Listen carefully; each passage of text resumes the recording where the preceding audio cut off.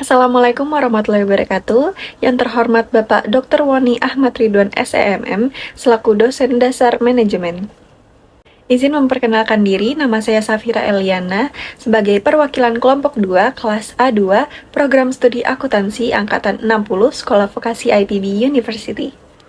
Dalam memenuhi tugas dasar manajemen, saya dan kelompok saya akan memaparkan presentasi tentang PT Tanjung Sarana Lestari. Perkenalkan, nama saya Andan Lukmana dari Prodi Akuntansi kelas A2 dengan NIM J0414231292. Di sini saya menjabat sebagai direktur. Perkenalkan, nama saya Safira Eliana dari program studi akuntansi kelas A2 dengan NIM J0414231171. Di sini saya menjabat menjadi manajer pemasaran. Assalamualaikum warahmatullahi wabarakatuh. Perkenalkan, nama saya Aurora Novelita dari program studi akuntansi kelas A2 dengan NIM J0414231131. Di sini saya menjabat sebagai manajer produksi. Hai teman-teman semua, perkenalkan nama saya Rahma Alia dari program studi akuntansi kelas AP2 dengan NIM J0414231001. Di sini saya menjabat sebagai supervisor produksi. Perkenalkan, nama saya Anissa Rama Pratiwi dari program studi akuntansi. Saya dari kelas A2. Di sini saya menjabat sebagai operator produksi. Halo teman-teman semuanya, perkenalkan nama saya Reza Sana Putri dari program studi akuntansi kelas A2 dengan NIM J0414231051. Di sini saya menjabat sebagai supervisor produksi. Perkenalkan, saya Tiara Hayu Agustin dari Prodi Akuntansi kelas PA2. Di sini menjabat sebagai operator mesin. Oke. Nah, PT kami bernama PT Tanjung Sarana Lestari. Jenis perusahaannya perusahaan pabrik, kelembagaan atau badan hukumnya perusahaan perseroan. Nah, tentang PT kami merupakan salah satu anak perusahaan dari PT Astra Agro Lestari yang bergerak di bidang produksi minyak goreng kelapa sawit di Sulawesi Barat. Sedangkan bagian yang produksi minyak goreng perusahaan adalah PT TSL. Ini adalah pemain baru dalam pemasaran minyak goreng lokal dimulai akhir tahun dari 2020 dengan mencoba memasarkan minyak goreng curah. PT Tanjung Sarana Lestari merupakan perusahaan yang bergerak di bidang kelapa sawit, lebih tepatnya produsen minyak kelapa sawit dengan merek Minyak Kita. Perusahaan ini menggunakan Refinery Crude Palm Oil (CPO) atau minyak kelapa sawit karena banyak dikonsumsi, harganya yang terjangkau, mudah diproduksi, dan juga cenderung stabil. Direktur perusahaan. Secara umum, tugas direktur adalah memimpin sebuah perusahaan. Memimpin dalam hal ini memiliki banyak sekali arti. Tugas direktur secara khusus, yang pertama, menyusun strategi untuk mengarahkan bisnis menjadi lebih maju.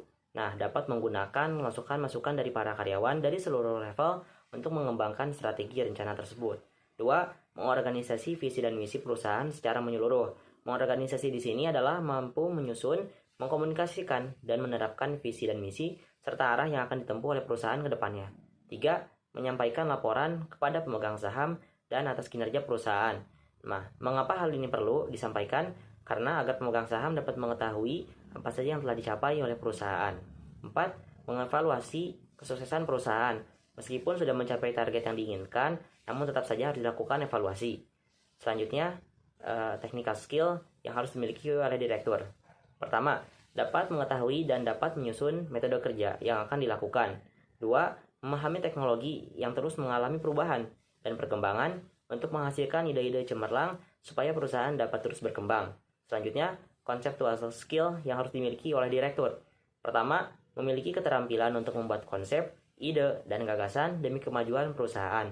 2. Dapat melihat peluang seperti menganalisa keuangan untuk menghitung harga pokok perusahaan, harga pokok penjualan yang diperlukan sehingga dapat menyusun harga penawaran yang kompetitif namun tetap menghasilkan keuntungan untuk perusahaan. Selanjutnya, command skill yang harus dimiliki oleh direktur. Pertama, memiliki kemampuan komunikasi atau keterampilan berhubungan dengan orang lain. 2. Dapat menggerakkan dan mengajak tim dalam mengerjakan setiap tugas secara konsisten, harus terus dapat memotivasi dan menjaga ritme kerja serta yang baik hingga para tim tersebut dapat menyelesaikan pekerjaan dengan sangat baik. Berikutnya, managerial skill apa saja sih yang diperlukan oleh seorang manajer pemasaran? Yang pertama ada technical skill, yaitu kemampuan untuk menjalankan suatu pekerjaan tertentu seperti membuat produk, memperbaiki mesin, menjalankan komputer, dan membuat program komputer. Yang kedua ada humanity skill, yaitu kemampuan berkomunikasi yang persuasif harus selalu diciptakan oleh seorang manajer pemasaran, karena akan membuat lawan bicara merasa dihargai dan terbuka terhadap atasan. Yang ketiga ada conceptual skill, yaitu kemampuan untuk membuat, menjabarkan, serta mewujudkan konsep, ide, dan gagasan demi kemajuan perusahaan. Hal tersebut harus dimiliki oleh seorang manajer pemasaran. Sebagai manajer produksi di pabrik minyak sawit, ada beberapa technical skills yang dibutuhkan. Di antaranya adalah pemahaman mendalam tentang proses produksi minyak, penanganan peralatan industri, pemeliharaan fasilitas, serta pemahaman terkait pengendalian kualitas. Selanjutnya, ada humanity skills. Di antaranya yang pertama, kemampuan berkomunikasi. Karena manajer produksi perlu berkomunikasi secara efektif dengan tim kerja, rekan-rekan manajemen, dan pihak eksternal. Yang kedua adalah leadership, yaitu kemampuan untuk menginspirasi, memotivasi, dan mengarahkan tim produksi. Yang ketiga ada kemampuan kolaborasi. Kemampuan untuk berkolaborasi dengan beberapa pihak membantu dalam mengatasi tantangan lintas fungsi. Yang terakhir ada empati, yaitu dapat memahami perspektif dan kebutuhan tim kerja, serta memperlakukan mereka dengan hormat dan kepedulian. Lalu ada conceptual skills, diantaranya yang pertama adalah analisis strategis. Manajer produksi perlu mampu menganalisis data dan informasi untuk mengidentifikasi tren, peluang, dan ancaman di lingkungan internal dan eksternal. Yang kedua adalah perencanaan jangka panjang yang mendukung tujuan operasional dan bisnis pabrik minyak. Yang ketiga ada inovasi dan pengembangan, yaitu memiliki kemampuan untuk mengembangkan ide-ide inovatif dan menerapkan perubahan yang memajukan operasi produksi secara berkelanjutan. Yang terakhir adalah kemampuan melihat peluang. Manajer produksi perlu memiliki pandangan jauh ke depan untuk mengidentifikasi peluang baru. Supervisor produksi memiliki peranan penting dalam perusahaan. Tugas utamanya adalah mengawasi dan mengendalikan proses produksi di pabrik, termasuk mengatur jadwal pabrikasi, mengawasi kinerja karyawan, dan memastikan barang yang dihasilkan sudah sesuai dengan standar yang ditetapkan oleh perusahaan. Human skill atau yang biasa disebut dengan soft skill adalah kemampuan menjalin hubungan dengan orang lain. Human skill yang diperlukan oleh supervisor produksi yang pertama adalah kemampuan komunikasi. Kemampuan komunikasi ini penting agar penyampaian sesuatu kepada tim dapat diterima dengan baik. Yang kedua adalah kepemimpinan. Kepemimpinan ini penting untuk memotivasi tim agar memproduksi barang yang sesuai dengan standar. Yang ketiga adalah problem solving. Problem solving ini penting agar saat adanya masalah-masalah teknis dapat diselesaikan dengan cepat dan tepat. Yang keempat adalah kemampuan organisasi. Yang kelima adalah keputusan yang bijaksana. Keputusan yang bijaksana ini penting agar tidak salah dalam memutuskan sesuatu dan tidak merugikan perusahaan. Dan yang keenam adalah kemampuan beradaptasi. Agar saat adanya perubahan atau teknologi-teknologi yang baru, supervisor dapat menghadapinya dan beradaptasi. Technical skill adalah kemampuan yang diperlukan untuk menjalankan tugas-tugas teknis dalam suatu bidang tertentu. Kemampuan ini meliputi pengetahuan dan keterampilan dalam penggunaan alat dan teknologi yang relevan dalam bidang tersebut. Berikut adalah beberapa technical skill yang diperlukan oleh seorang supervisor produksi. Yang pertama adalah memahami tujuan dan strategi bisnis. Yang kedua, analisis situasional. Yang ketiga, pengambilan keputusan. Yang keempat, pemecahan masalah. Dan yang terakhir, kemampuan berpikir sistematis. Ada juga conceptual skill atau yang biasa kita sebut keterampilan skill adalah kemampuan mental untuk mengkoordinasi dan memadukan semua kepentingan dan kegiatan organisasi. Conceptual skill yang diperlukan oleh seorang supervisor produksi adalah yang pertama, pengetahuan tentang produksi. Yang kedua, keahlian dalam manajemen inventaris. Yang ketiga, pemecahan masalah teknis. Yang keempat, keterampilan analitis. Yang kelima, pemahaman tentang perawatan mesin. Yang keenam, memastikan bahwa produk-produk yang diproduksi sesuai dengan standar kualitas. Dan yang terakhir adalah pemimpin yang baik. Operator produksi adalah seseorang yang mengoperasikan peralatan atau mesin untuk membantu proses pembuatan, perakitan, pengemasan, dan langkah lainnya dalam jalur produksi. Sebagai operator produksi, ada technical skill yang harus dikuasai, seperti kemampuan identifikasi, perawatan, dan perbaikan mesin. Kedua, mengetahui cara menggunakan mesin untuk produksi. Ketiga, kemampuan analisis untuk identifikasi masalah, menemukan solusi, dan melakukan perbaikan.